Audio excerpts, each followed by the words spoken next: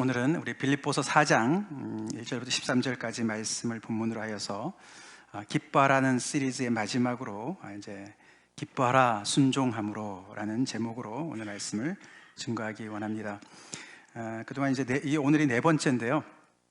기억나세요? 제목들. 첫째 번에는 기뻐하라 코이노니아로, 코이노니아로. 두 번째 주는 기뻐하라 하나됨으로. 지난주는 기뻐하라 알므로, 그리스도를 알므로, 그렇게 이제 시리즈로, 오늘은 이제 순종함으로 그렇게 말씀이 되겠습니다. 우리 먼저 같이 본문을 읽겠습니다. 시작. 그러므로 나의 사랑하고 사모하는 형제들, 나의 기쁨이요 면류관인 사랑하는 자들아, 이와 같이 주 안에 서라. 내가 유오디아를 권하고 순두개를 권하노니 주 안에서 같은 마음을 품으라. 또 참으로 나와 함께 멍에를 같이 한 내가 구하노니 복음에 나와 함께 힘쓰던 저 여인들을 돕고 또한 글레멘드와 그 외에 나의 동역자들을 도우라. 그 이름들이 생명책에 있느니라. 주 안에서 항상 기뻐하라. 내가 다시 말하노니 기뻐하라. 너의 관용을 모든 사람에게 알게 하라. 주께서 가까우시니라. 아무것도 염려하지 말고 다만 모든 일에 기도와 간구로 너희 구할 것을 감사함으로 하나님께 아뢰라. 그리하면 모든 지각에 뛰어난 하나님의 평강이 그리스도 예수 안에서 너희 마음과 생각을 이시리라. 끝으로 형제들아, 무엇에든지 참되며 무엇에든지 경건하며 무엇에든지 오르며 무엇에든지 정결하며 무엇에든지 사랑받을 만하며 무엇에든지 칭찬받을 만하며 무슨 덕이 있든지 무슨 기림이 있든지 이것들을 생각하라. 너희는 내게 배우고 받고 듣고 본 바를 행하라. 그리하면 평강의 하나님이 너희와 함께 계시리라. 내가 주 안에서 크게 기뻐함은 너희가 나를 생각하던 것이 이제 다시 싹이 나미니 너희가 또한 이를 위하여 생각은 하였으나 기회가 없었느니라. 내가 궁핍함으로 말하는 것이 아니니라. 어떠한 형편에든지 나는 자족하기를 배웠노니 나는 비천에 처할 줄도 알고 풍부에 처할 줄도 알아. 모든 일 곧 배부름과 배고픔과 풍부와 궁핍에도 처할 줄 아는 일체의 비결을 배웠노라. 내게 능력 주시는 자 안에서 내가 모든 것을 할 수 있느니라. 아멘. 네, 너무나 주옥 같은 말씀. 이제 오늘 이렇게 우리가 결론을 내리게 되는데, 이 빌립보서는 아시다시피 옥중 편지입니다. 바울이 복음을 전하다가 감옥에 갇혀서 아마도 로마에 있는 감옥이라고 보여집니다. 그래서 내일이 굉장히 불투명한, 이번에 풀려나지 못하고 아마 어쩌면은 순교를 당할 수도 있는 그런 암울한 현실인데도 그는 이 빌립보에 있는 성도들한테 옥중에서 편지를 쓰는 것이죠. 그래서 우리가 처음에 이제 그 편지 쭉 살펴보고 오늘이 이제 종결 부분이지 않습니까? 근데 앞에서 이렇게 그 바울이 그 그리스도 안에서 또 빌립보 안에서 살고 있는 성도들한테, 감독들과 집사들한테 편지한다. 그러고 이제 여러 가지 일들을 이제 이렇게 이야기를 하는데, 처음에 굉장히 우리가 이 빌립보서의 특징은 굉장히 따뜻합니다. 그죠? 굉장히 따뜻하고 너무너무 이렇게 그 애정어린 그런 편지고, 빌립보 성도들을 굉장히 사랑하는 이야기가 많이 담겨져 있었습니다. 이제 오늘 근데 이제 편지의 끝부분에 왔으니까, 지금 감옥에 있고 그러니까 처음에는 좀 인사차 좀 좋게 얘기하다가 뒤로 갈수록 좀 본인의 속마음이 나올 것 같잖아요. 그죠? 속마음이 나옵니다. 사실 나오는데, 앞에의 그런 친절과 감사 이런 것들이 인사치레가 아니고 이 뒤로 갈수록 그의 속마음이 드러나는데, 드러날수록 그 따뜻함이 더 강해지고 너무나 뜨거워지는 그런 편지인 거예요. 오늘 우리가 이제 앞에 1절을 보시면 이렇게 시작하지 않습니까? 나의 사랑하고 사모하는 형제들, 기쁨이요 면류관인 사랑하는 자들아. 성도 한 사람 한 사람을 떠올리면서 빌립보에 있는 성도들을 너무너무 내가 사랑한다, 사모한다, 보고 싶다, 너무너무 보고 싶다. 그리고 나의 기쁨 자체고, 내가 예수님이 다시 재림하실 때 내가 받을 면류관이다, 내 자랑이다.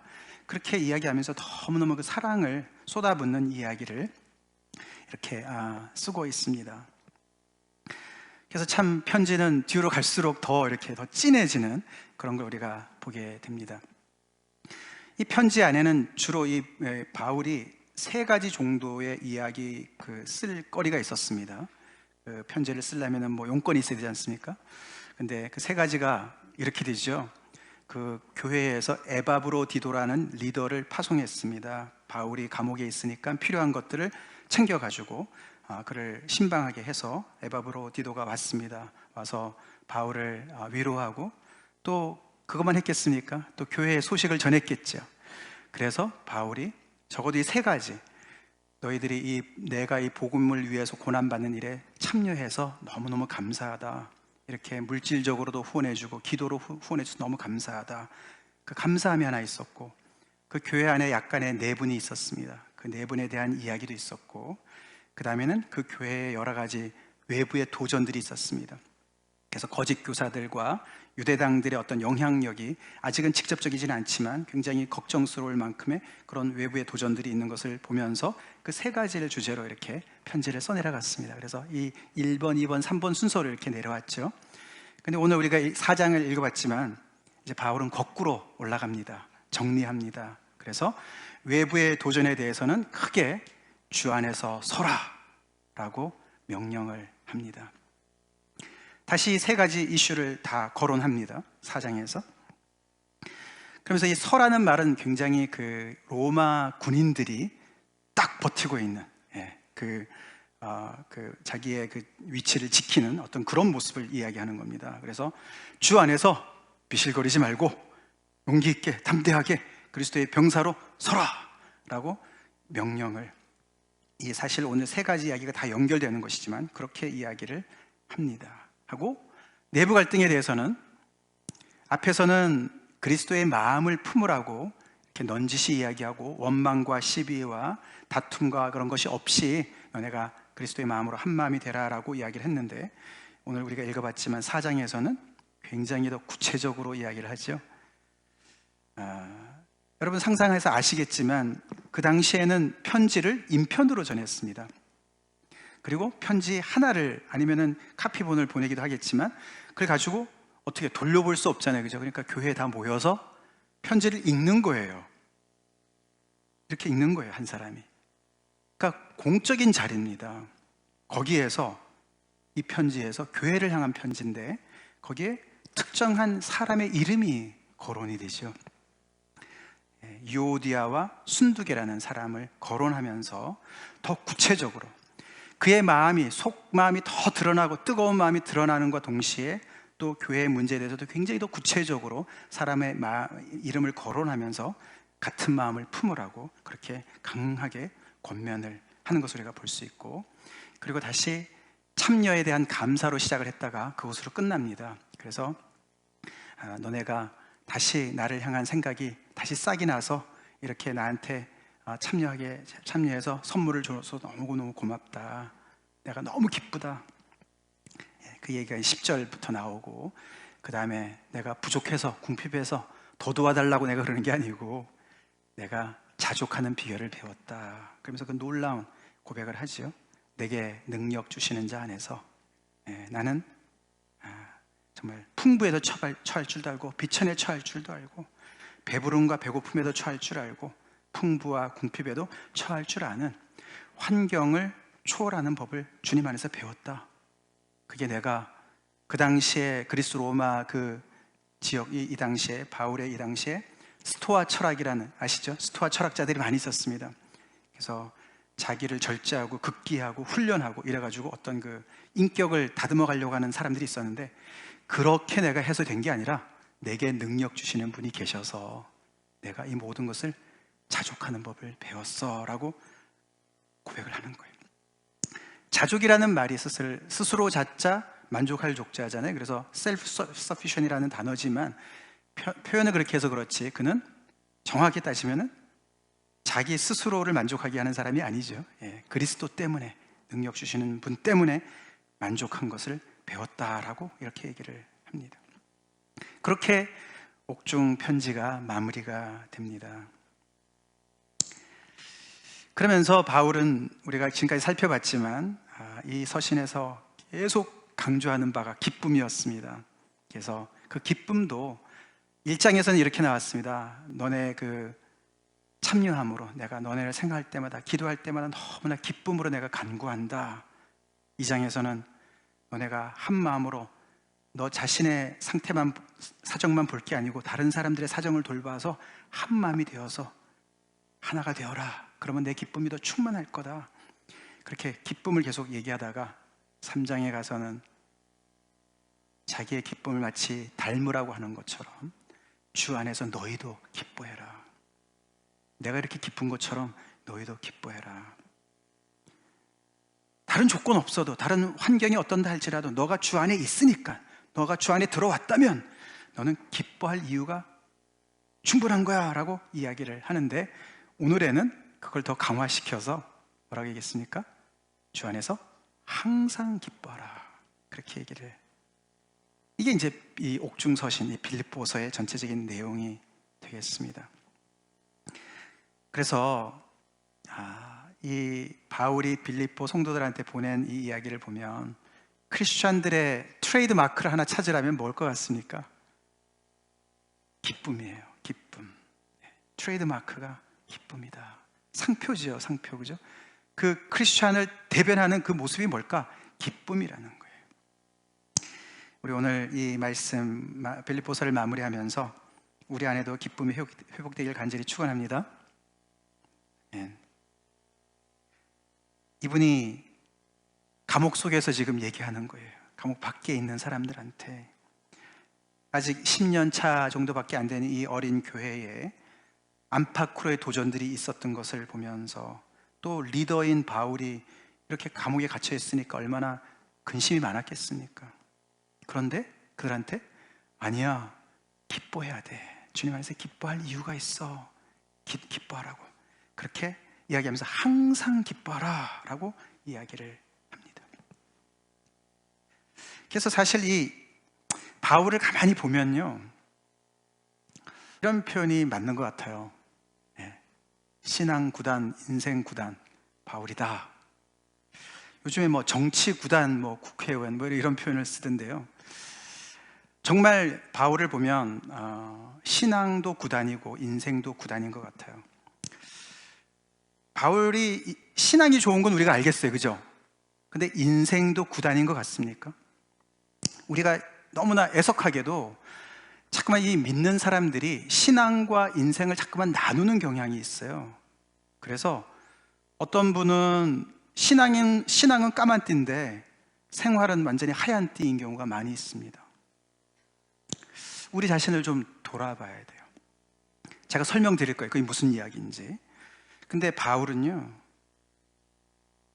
정말 주님을 온전히 순종함으로 닮아서 그의 삶 자체가 정말 안 믿는 사람들에게도 굉장한 영향력을 미치는, 그런 모든 환경 속에서 자족할 줄 아는, 스토아 철학을 열심히 연마해서 자기의 의지와 어떤 그런 이성으로 열심히 단련해가지고 내공을 쌓은 사람보다 훨씬 높이 자족하는 모습으로 그들에게 한 수 가르칠 수 있는 그런 분이었어요.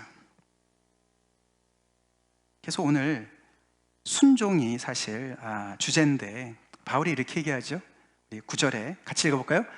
너희는 내게 배우고 받고 듣고 본 바를 행하라, 그렇게 얘기합니다. 바울이 내가 신앙의 구단이고 인생의 구단이기 때문에 나를 본바다 라고 얘기하는 것 같습니다만, 사실 그 얘기가 맞습니다. 근데 그걸 자세히 보면은요, 바울도 받은 거예요. 바울이 혼자 터득해가지고 내가 이렇게 터득했으니까 나를 따라서 수련해, 이런 게 아니고요, 바울도 받은 게 있습니다. 이게 받았다는 말이 이게 굉장히 전문적인 용어입니다. 전문적인 용어인데, 신약 성경이 쓰여지기 전에 이미 교회 안에서 주님의 말씀, 쪽복음이라고 그러죠. 그 말씀과 또 교회 안에 어떤 그런 그 내부 지침들이 돌아다니고 있었습니다. 그래서 그 전통을 바울도 받은 거예요. 바울이 처음 회심했을 때 아나니아를 통해서 기도를 받았잖아요, 그죠? 그런 걸 통해서 그도 이 가르침을 받은 거예요. 그래서 그도 배웠고 받았고 듣고 보는 것이 있었습니다. 그래서 그 주님을 따라서 열심히 주님을 섬기는 그런 순종하는 사람들을 보면서 그도 성장했고, 이제 그도 많이 성장해서 지금은 예수님 믿은 지 한 25년 정도 지난 때였는데, 이제는 그가 한 교회를 향해서 그렇게 얘기하는 거죠. 너희가 내게 배운 것도 있고, 내게 받은 것도 있고, 나한테 들은 것도 있고, 내가 행하는 것을 본 것도 있잖아. 그걸 그대로 행해 라고 이야기를 하면서, 어떻게 보면 그렇게 나도 순종해서 하나님의 은혜로 여기까지 온 거야 라고 이야기하는 것 같이 들립니다. 그 말을 다른 말로 말하면 주 안에 서라는 거예요. 바울이 얼마나 성숙한, 정말 능력 있는 그리스도의 군사로, 그죠? 대장부로, 믿음의 대장부로 우뚝 서 있지 않습니까? 주 안에 서라. 이 서라는 말이 군사 용어라고 그럽니다. 군사 용어예요. 그 빌립보에 사는 사람들이 로마의 그 황제의 혜택을, 은혜를 입어서, 그게 이방 땅에 있었지만서도 그 로마의 그 시민권을 받지 않았습니까? 그래서 거기에 있는 사람들이 굉장히 그거를 자부심을 가지고 있었고, 로마의 그 법을, 통치를 받고 또 로마 군인의 어떤 그 보호를 받고 있었습니다. 그래서 이 사람들이, 그 로마 병사들이 얼마나 굳세게 거기서 딱 지키고 있고, 그 모든 군대를 잘 알고 있으니까 그런 용어를 빌렸다고 그럽니다. 주 안에 굳게 서라.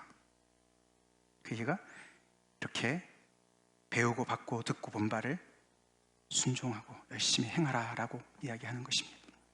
그렇게 하면서 이제 바울은 이 마지막 이제 결론부에서 굉장히 여러 번 굉장히 간결한 명령문으로 이 편지를 마무리하는 걸 볼 수가 있어요. 첫 번째 명령어가 같은 마음을 품으라가 받지만서도, 우리가 이 빌립보 교회가 처음 생길 때, 여러분 사도행전 16장의 그 스토리 아시는 분 아시잖아요. 그때 처음 바울이 만났던 사람이 루디아예요. 자주장사 루디아 자매였습니다. 그 자매가 굉장히 어떤 비즈니스 우먼 같았습니다. 그 마게도니아 지방이, 그 이 빌립보가 있는 그 성 마게도니아 지방에 굉장히 다른 지역보다도 그 당시에 벌써 여성들이 굉장히 그 사회에 참여를 많이 했다고 그래요. 그래서 그런지 그때 그 루디아부터 시작해서 이 교회 안에 오늘도 보면은 그 유오디아와 순두개가 다 자매들이에요. 하나님 안에서 그 함께 섬기는 자매 리더들이었습니다. 그들을 아까 말씀드린 대로 언급을 하면서 내가 유오디아를 권하고 순두개를 권하노니 주 안에서 같은 마음을 품으라. 이 두 사람들은 그 자리에 있었으면 얼마나 놀랬겠습니까? 그죠? 아까 말씀드린 대로 공적인 석상인데 이렇게 바울이 사람의 이름을 거론하면서 하는 건 굉장히 이례적인 일이거든요. 근데 그 얘기를 가만히 들어보면은 망신 주려고 한 것이 아닙니다. 뭐라 그러냐면은 그 3절에 보시면은 나와 멍에를 같이 한 내게 구하는데, 그게 누군지를 잘 몰라요. 나와 같이 멍에를 같이 한 너한테 구하는데, 너가 복음을 위해서 함께 힘쓰던 그 여인들을, 유오디아와 순두개를 도와라. 그들이 같은 마음을 품을 수 있도록 도와라. 그리고 그뿐만 아니라 클레멘트라는 사람과 그 외에 나의 동력자들을 도와줘라. 그렇게 당부를 합니다. 그러면서 유오디아와 순두개가 얼마나 주님의 복음을 위해서 헌신하고 애쓰고 정말 하나님의 나라를 위해서 열심히 섬기는 귀한 자기의 동력자인 것을 드러내기 위해서 이야기하는 것이에요. 그래서 그 안에는 정말 사랑이 담겨 있고 간절함이 담겨 있는 것이죠. 이들이 그냥 단순히 어떤 성격 차이로 이렇게 된 것은 아닌 것으로 보입니다. 근데 바울도 동력자랑 심하게 부딪힌 적이 있었습니다. 바나바랑 부딪혔어요. 부딪혀가지고요, 그들은 갈라졌어요. 그런 경험이 있었던 사람으로서 그는 그 리더들이 한 마음이 되지 않을 때, 물론 하나님의 어떤 섭리 가운데 일어나는 일도 있겠지만 얼마나 교회가 힘들어지고 하나님의 역사에 방해가 되는지를 알았기 때문에 선배로서, 실패해본 선배로서 간절하게 권면을 하는 것입니다. 같은 마음을 품으라. 그 마음이 뭐겠습니까? 그리스도의 마음이죠. 2장에 나왔던 그리스도의 마음이죠. 어떤 교회 일을 하는 데 있어서, 하나님의 사역을 하는 데 있어서 뭔가 첨예한 어떤 그런 갈등과 대립이 있었던 것 같은데, 그래도 그리스도의 넓은 마음 속에서, 더 큰 그림 속에서 너희가 한 마음을 품어야 된다라고 권면을 구체적으로 하고 있습니다. 그게 첫 번째 명령문입니다. 그 다음에는 잘 아는, 아까 봤지만 주 안에서 항상 기뻐하라. 내가 다시 말하노니 기뻐하라. 항상 기뻐하라는 것이 명령어로 또다시 나옵니다. 이게 명령문입니다. 앞에 같은 마음을 품으라는 것은 어떻게 보면 권고예요. 강력한 권고인데, 항상 기뻐하라는 말과 그 다음에 너희 관용을 모든 사람들에게 알게 하라는 것은 명령어입니다. 이 기쁨이 명령을 받는다고 기쁠 수가 없잖아요, 그죠? 근데 그 기쁨이, 바울은 자기도 이 기쁨이 있고 그 기쁨이 너무 넘쳐나서 옥에 갇혀있지 않고 환경에 갇혀있지 않고 빌립보 성도들한테까지 여파를 미치는 거예요. 영향을 미치고 있습니다, 그죠?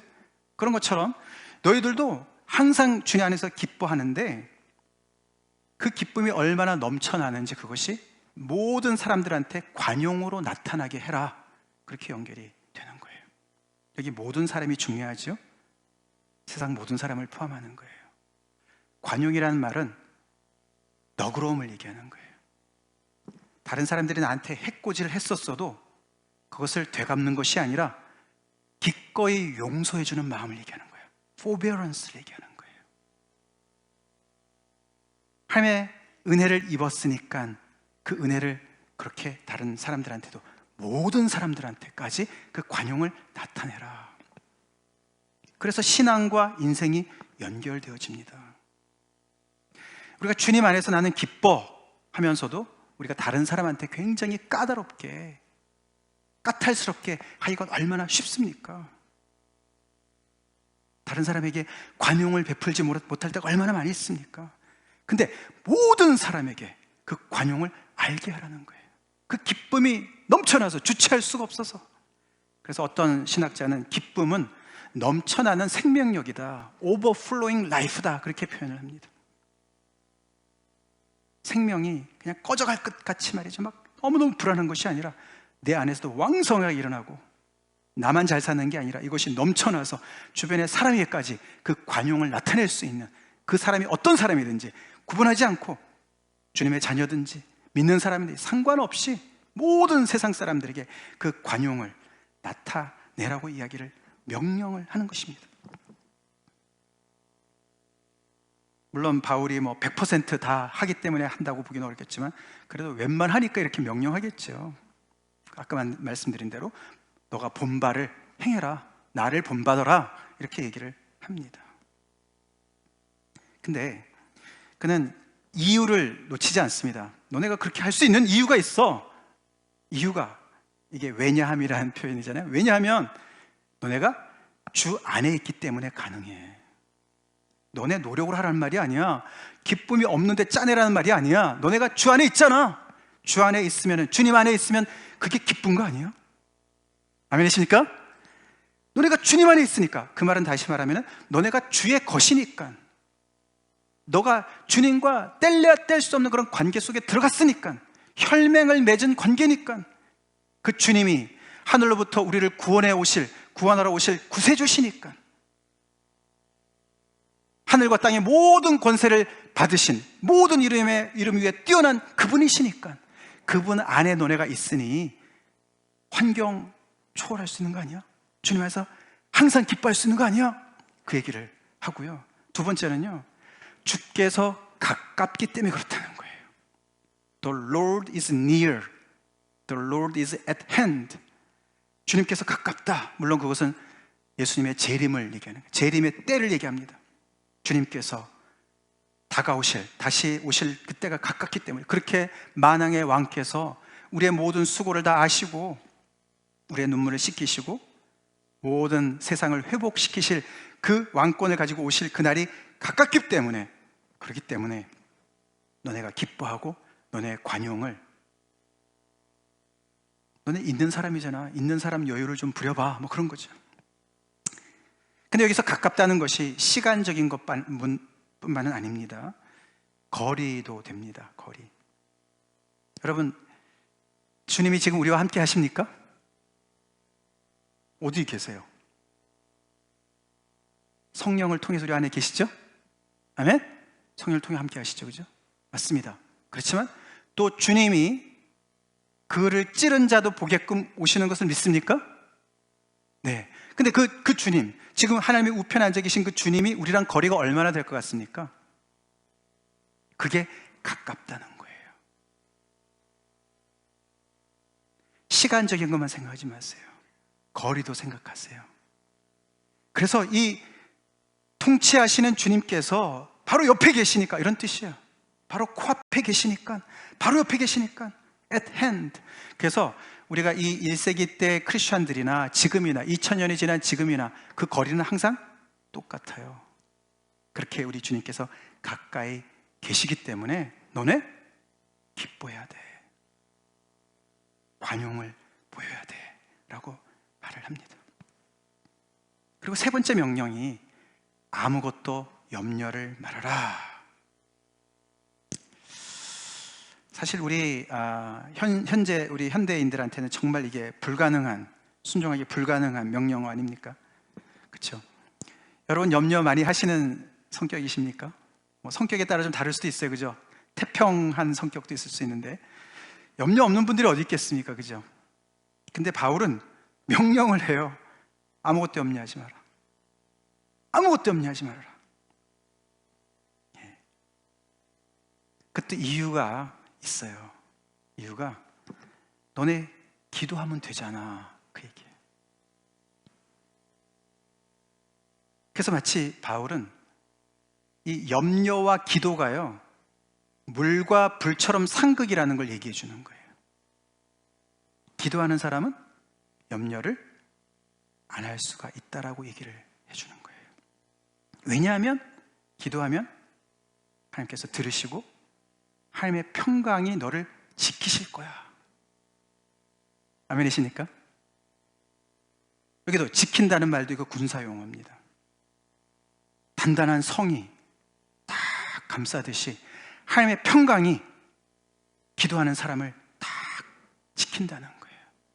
그래서 그 평강이 지각에 뛰어넘는 평강이, 인간의 이성으로는 이해가 되지 않는 평강이, 도저히 내가 어떻게 이런 상황에서 이렇게 평강한 마음이 있을 수가 없는데 왜 이렇게 내 마음이 평안하지? 이런 마음을 부어주신다는 거예요. 누구한테요? 기도하는 사람에게. 그러니까 아무것도 염려하지 마라 라고 명령을 하는 겁니다. 이것도 바울이 프랙티스 하면서 명령하는 줄로 믿습니다. 기도하는 분들은 다 아멘 하실 겁니다. 근데 그냥 기도만이 아니에요. 그 중간에 하나가 더 있는데 감사함으로 아뢰라 그랬어요. 이게 굉장히 중요합니다. 내 안에 기도 제목이 있죠. 문제거리가 있습니다. 부족한 것이 있습니다. 문제가 있어요. 어려움이 있어요. 그럴 때 우리는 감사를 잊기가 너무너무 쉽습니다. 마치 에덴 동산에서 선악과 앞에서 고민하는 하와와 아담처럼 말이죠. 하나님께서 다 주셨고 그 하나를 지금 딱 먹지 말라고 그랬는데 다 주신 건 하나도 안 보이고 그 금한 거 딱 하나만 보고서 하나님이 저거를 나한테 금하셨네, 안 주시네. 그런 사단적인, 사탄이 좋아하는 마음을 갖기가 너무나 쉽습니다. 그래서 우리가 기도할 때요, 감사가 필수예요.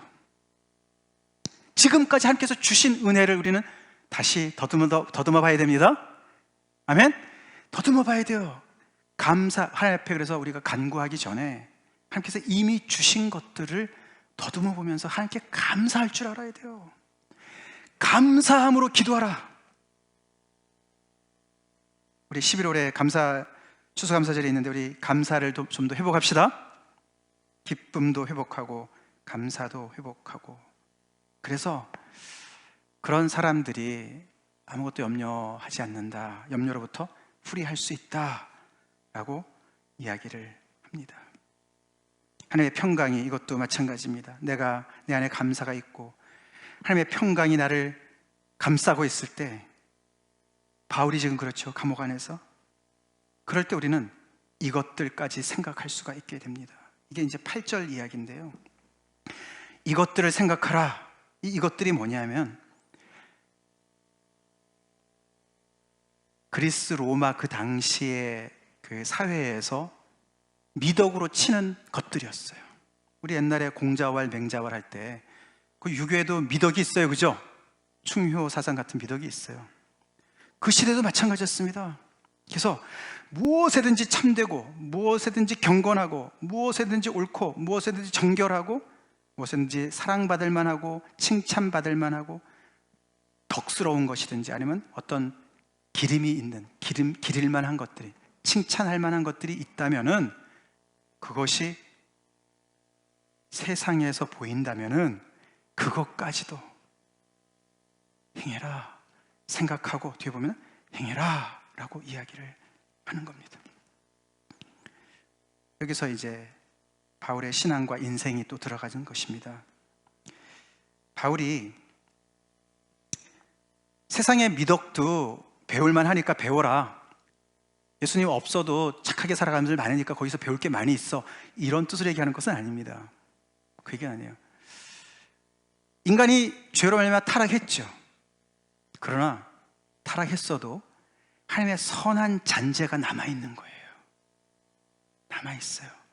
그래서 하나님을 모르는 단체에서도, 공동체에서도요, 뭔가 공동의 선을 추구하는 것들이 있습니다.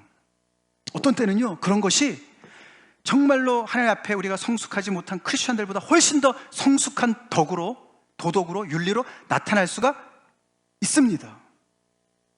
있어요. 그래서 우리가 세상을 무조건 말이죠, 막 어떤 때는요, 우리 믿는 사람들이 세상의 도덕이 굉장히 뛰어난 사람들한테 굉장히 겸손하게 될 때가 많이 있지 않습니까? 그 얘기를 하는 거예요. 그래서 너희들이 보고서, 물론 하나님의 그리스도의 십자가와 연결이 되어져서 아닌 것은 버려야 되죠.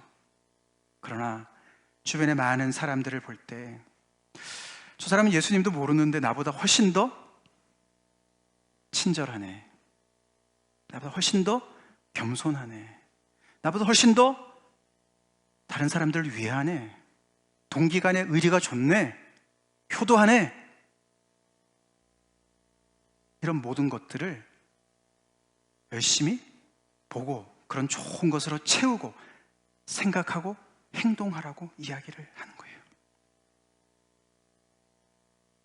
그래서 바울은 우리가 소위 말하는 신앙과 이 삶이, 인생이 정말 이렇게 하나로 쫙 통합이 된 모습을 보여줍니다.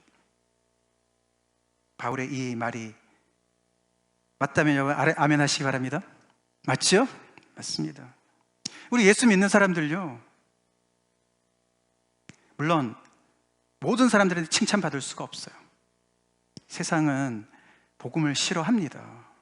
그렇지만 그것을 너무나 우리가 당연시 여겨서요, 세상에서 완전히 눈을 감고 세상에서 정말 잘하는 사람들한테 대해서 편견을 가지고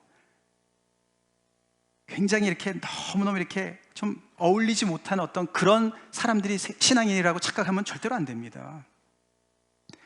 정말 무엇이든지 참된 것이 있다면 거기에 믿는 사람들이 으뜸이 되어야 될 줄 믿습니다. 예. 뭔가 노블한 것이 있다면, 고상한 것이 있다면 거기에 믿는 사람들이 으뜸이 되어야 돼요. 그 중에 가장 고상한 게 그리스도를 아는 지식이라고 바울이 얘기하지 않았습니까? 근데 세상에 약간 덜 고상한 것들도 많이 있어요. 그런 것들을 예수님을 믿는다고 다 그냥 나는 버렸어, 그건 잘못 이해를 하시는 거죠. 이렇게 해서 바울이 25년 정도를 열심히 순종해서 그 빌립보 교회 성도님들한테 이렇게 기쁨으로 주님을 따라가다 보면은 이런 놀라운 삶의 열매를 갖게 된다, 그렇게 얘기를 합니다. 빌립보서를 마무리하면서 저는 두 가지를 좀 줬습니다. 우리 이 말씀 같이 읽겠습니다. 하나님을 알되 하나님을 영화롭게도 아니하며 감사하지도 아니하고 오히려 그 생각이 허망하여지며 미련한 마음이 어두워졌나니. 로마서 1장 말씀인데, 창조주 하나님을 떠난 피조물의 모습을 이야기하는 것입니다. 하나님을 떠나는 첫걸음이 뭘까요? 그 첫걸음이 바로 여기 나오는데, 감사하지 않는 모습이라는 거예요. 피조물로서 말이죠, 창조주 하나님 앞에 할 수 있는 것은 감사밖에 없어요. 내 존재 자체가 그분 때문에 생긴 거고, 모든 것들이 다 그분으로부터 온 거니까 감사밖에 없는데, 감사의 마음을 잃는 것, 그것이 신성모독으로 가는 첫걸음이다, 그렇게 얘기를 합니다. 그만큼 감사 없는 상태는요, 굉장히 위험한 상태입니다. 여러분은 감사가 있으세요? 살펴봐야 돼요. 우리가 기도를 할 때도 감사가 정말 넘쳐나는가? 우리가 여러 가지가 부족하죠. 교회적으로도 부족하죠. 우리 교회도 이 빌립보 교회랑 좀 비슷해요, 그죠? 이런저런 여러 가지 도전들이 안팎으로도 있습니다. 그러나 하나님의 은혜에 감사할 거리가 얼마나 많이 있습니까?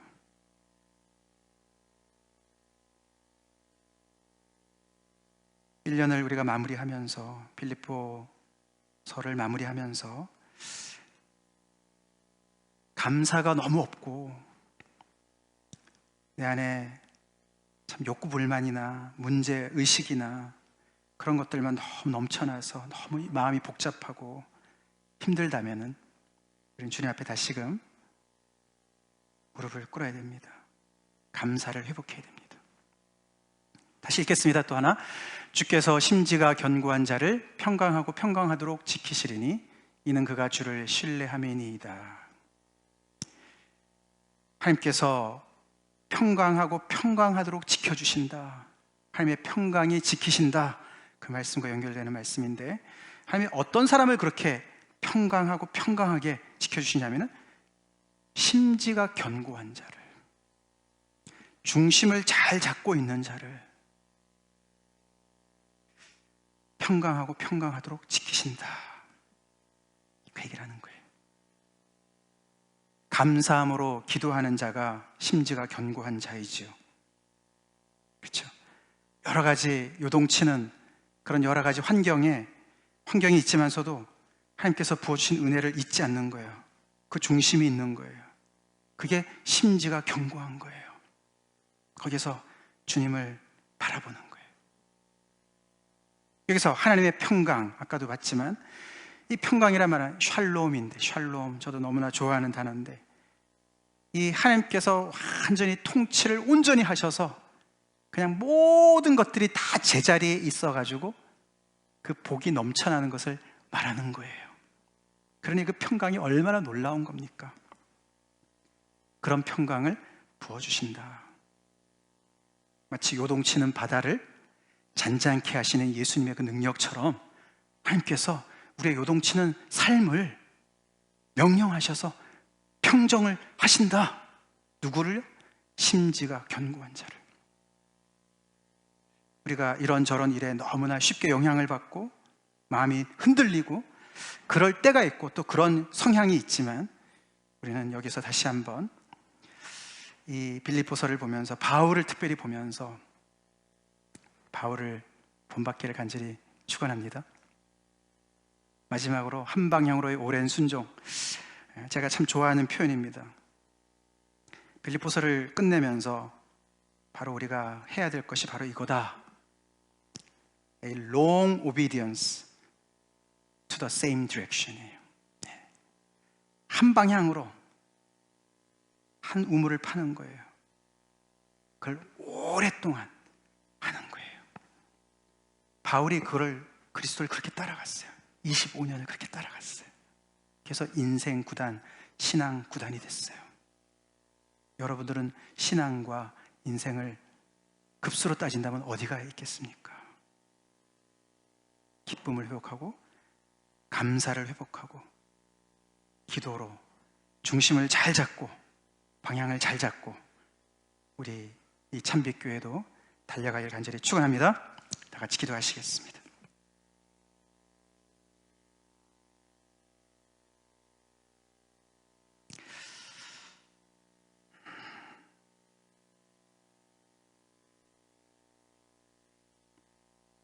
이 모든 것이 가능한 것은 능력 주시는 분이 계시기 때문에 가능한 거라고 바울이 고백했습니다. 나는 왜 이렇게 기쁨이 없나? 기뻐해야 되는데, 기도해야 되는데, 그런 부담만 왕창 안고 이 자리를 떠나지 마시고 우리에게 능력 주시는 하나님을 바라봅시다. 내 현재 모습을 인정하는 기도를 합시다. 하나님, 제 안에 기쁨이 없어요. 주님 안에 있는 것 같은데 기쁨이 없어요. 관용은커녕 내 생명도 참 쪼그라들고 있어요. 그런 분 계십니까? 염려로 투성이가 되어 있습니까? 우리에게 능력을 주시는 하나님을 바라보고, 하나님,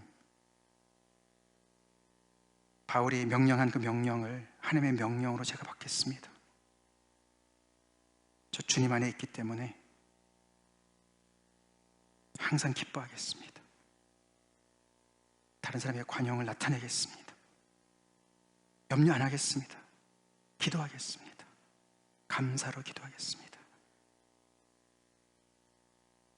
그 하나님의 평강이 넘쳐나서 세상의 아름다운 모든 것들을 다 품고 그것을 더 심화시키는 그런 풍성한 인생으로 주님께 영광 돌리겠습니다.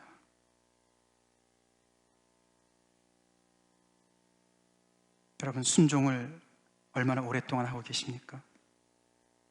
한 방향으로 하고 계십니까? 하나님의 말씀 앞에 다 같이 반응하시겠습니다. 기도하시겠습니다.